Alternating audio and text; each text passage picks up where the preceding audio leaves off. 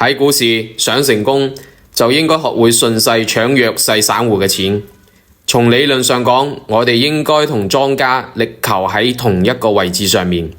一般嚟講，長莊建倉時間會從數月到更長時間不等。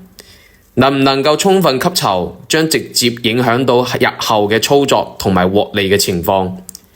一、主力喺底部吸納嘅籌碼越多，後市拉高後獲利就越大。二、持倉量決定咗控盤嘅程度，因為主力吸納嘅籌碼越多，市場嘅流通籌碼就越少，主力對股價嘅掌控能力就越強。主力坐莊嘅目的係為咗獲利。所以建倉嘅關鍵就係在於能否在底部吸納盡可能多嘅低價籌碼，因為底部嘅籌碼嘅成本優勢係獲利嘅關鍵，甚至直接關係到坐莊嘅成敗。所以為咗吸納更多嘅底部籌碼，主力會喺吸籌階段經常會伴隨住打壓洗盤嘅手法，以迫使套路盤不斷咁樣割肉出局。為咗呢個目的，主力往往會下好大嘅功夫，操盤手法無所不用。只要能夠將散戶更好地割肉出局，有時候甚至不惜將自己套住喺入面。呢個過程基本上可以分為呢幾個階段。第一階段，進入平台整理，一隻股票經過前面階段嘅吸籌，股價已經有一定嘅升幅啦，技術指標亦都已經到咗高位，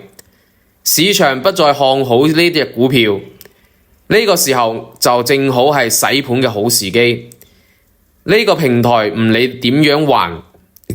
睇好嘅人都唔會太多，所以主力可以隨心所欲。第二階段，全力吸籌，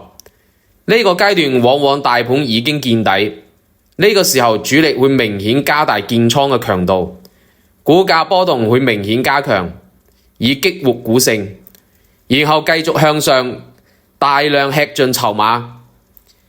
深套住嘅散戶呢，往往喺跌嘅時候都會口口聲聲咁樣話要長線投資，而股價一升又驚會再次被套，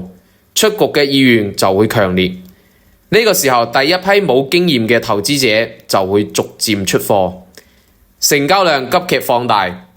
但係一啲稍為有經驗嘅散戶呢，都唔會出局，而係期待呢隻股票會繼續反彈。第三階段，推高吸籌，主力經過前面階段嘅處理，市場嘅浮動籌碼已經大量